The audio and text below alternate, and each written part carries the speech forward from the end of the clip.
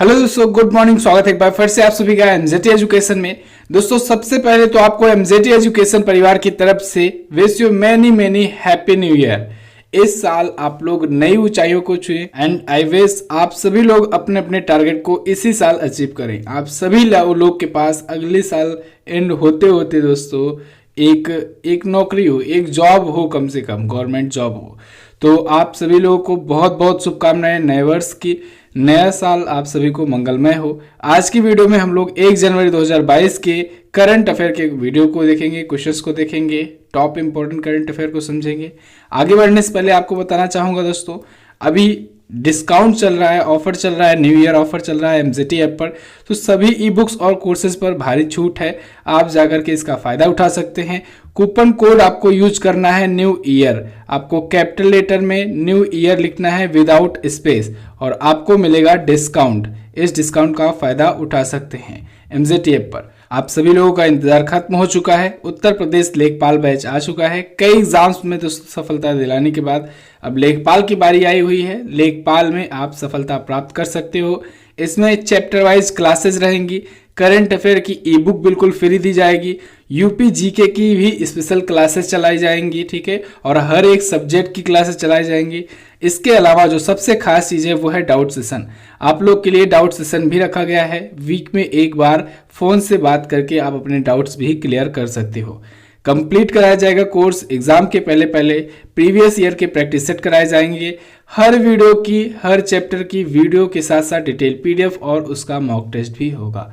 इतने सारे फीचर्स के साथ आप इस लेखपाल बैच को ज्वाइन कर सकते हैं। 749 में अभी है, लेकिन अगर आप कूपन कोड यूज करेंगे तो आपको डिस्काउंट भी मिलेगा। कूपन कोड जैसे कि मैंने आपको बताया, न्यू ईयर डालिएगा, कूपन कोड में न्यू ईयर डालिएगा तो आपको डिस्काउंट भी मिल जाएगा और इस डिस्काउंट से आप बहुत ही कम दाम में ये कोर्स अभी ज्वाइन कर सकते हैं। ये सिर्फ और सिर्फ दोस्तों 5 दिनों के लिए है प्री लॉन्च ऑफर।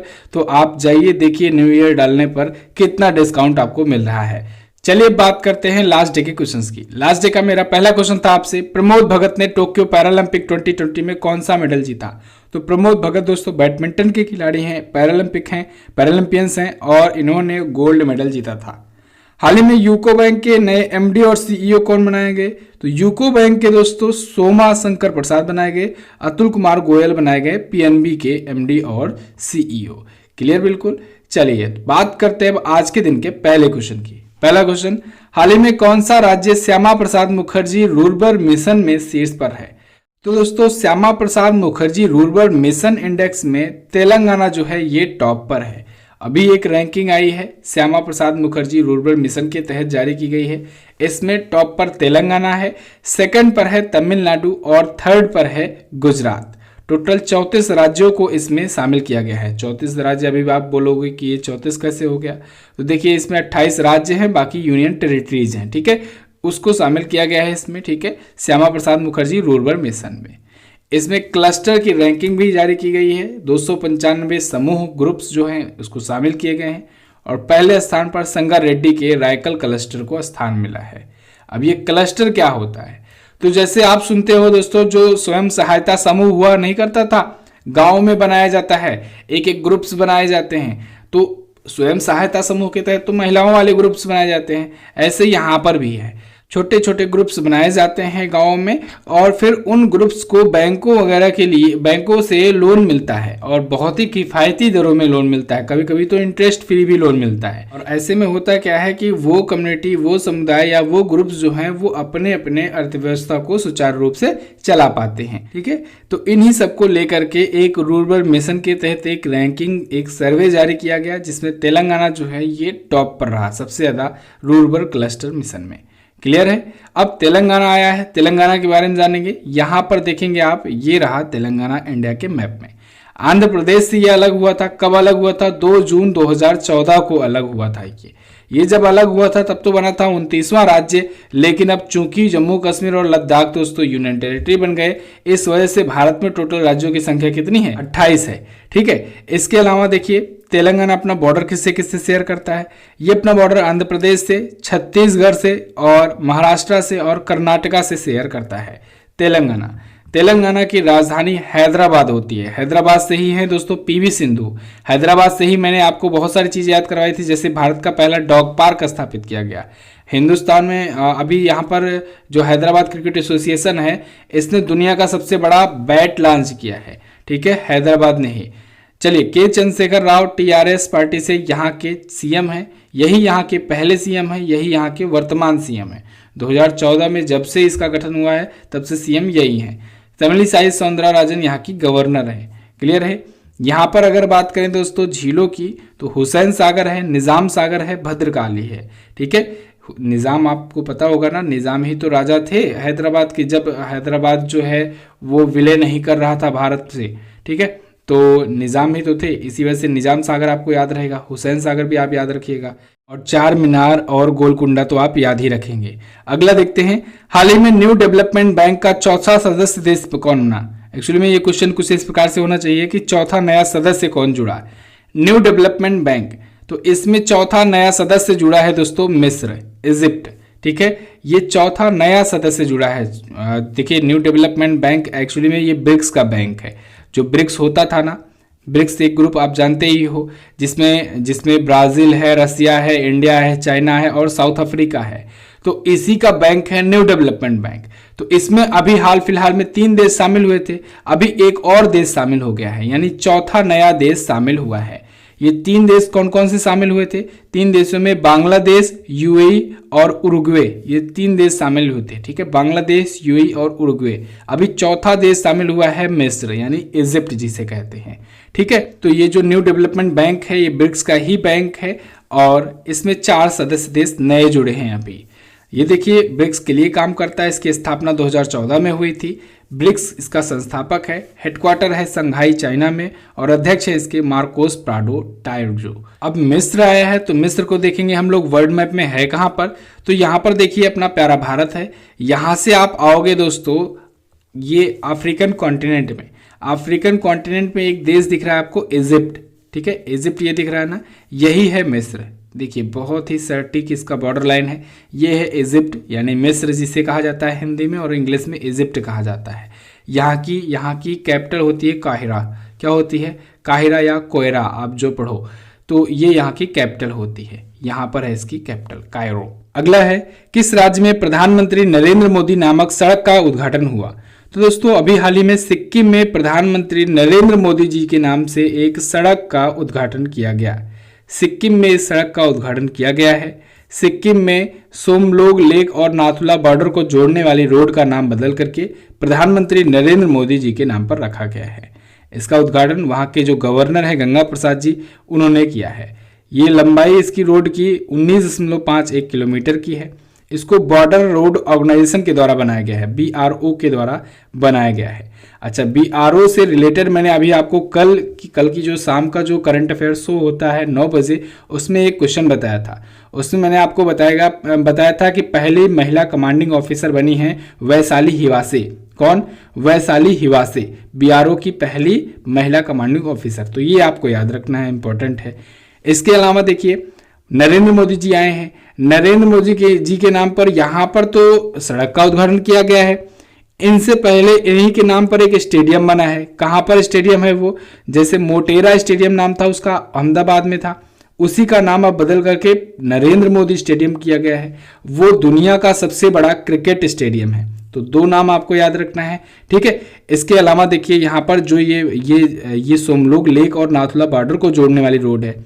यहीं पर दोस्तों नाथुला बॉर्डर को गंगटोक से जोड़ने वाली एक रोड है।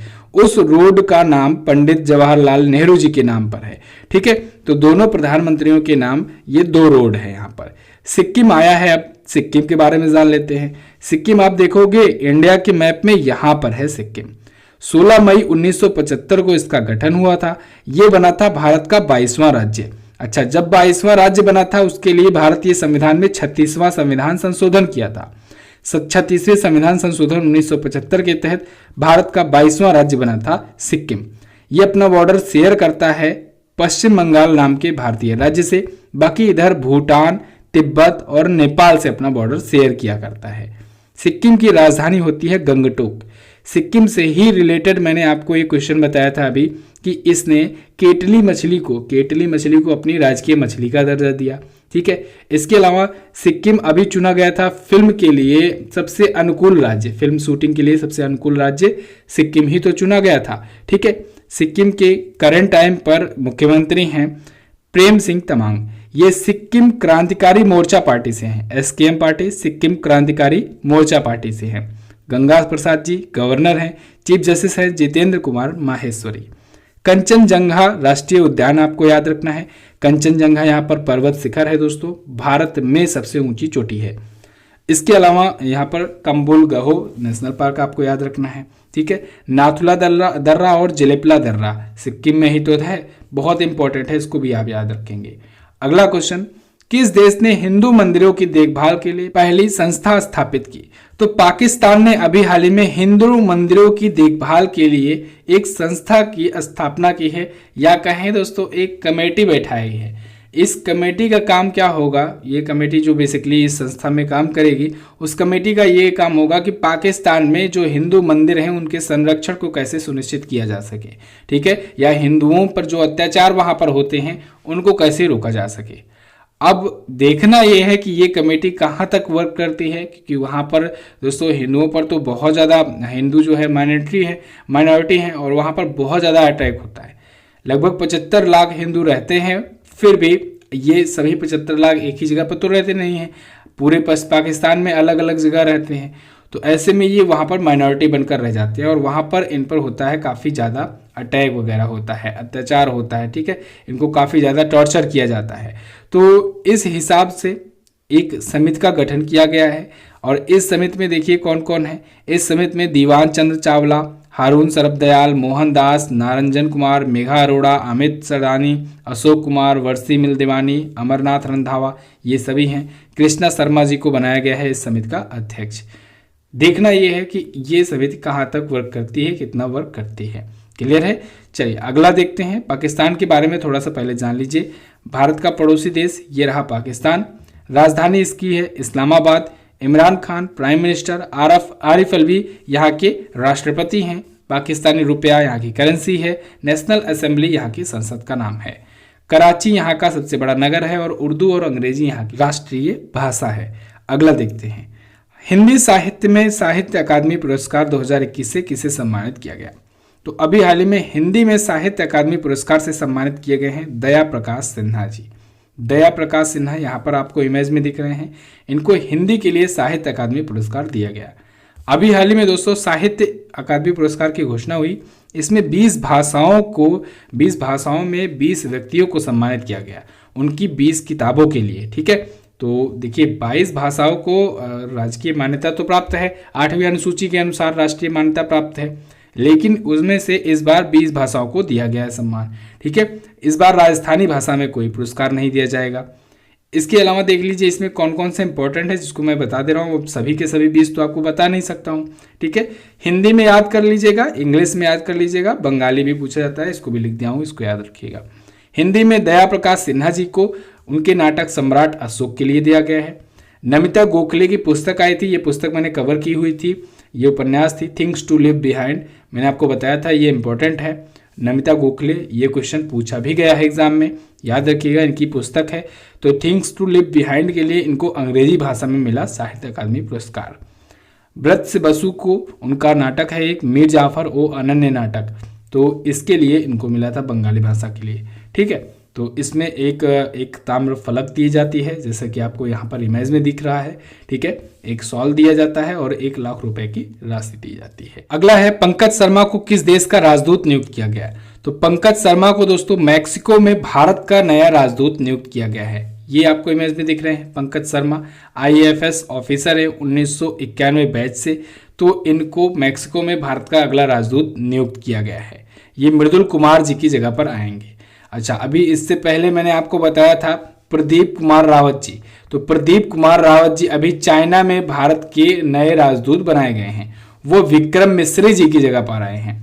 विक्रम मिश्री जी को अभी हाल फिलहाल में, जब वो चाइना से हटाए गए, मतलब वहां से आए इधर, तो इनको डिप्टी NSA बना दिया गया है, डिप्टी नेशनल सिक्योरिटी एडवाइजर बना दिया गया है। तो ये 3 नियुक्तियां आपको याद रखनी है। चलिए मैक्सिको आया है, वर्ल्ड मैप में दिखाता हूँ आपको मैक्सिको कहाँ पर है। तो सबसे पहले देखिए ये रहा अपना प्यारा भारत। यहाँ से आप आएंगे अमेरिकन कॉन्टिनेंट की तरफ, तो चाहे आप इधर से आ जाइए चाहे मैं इधर से चलिए पहुँचा देता हूँ आपको यहाँ पर।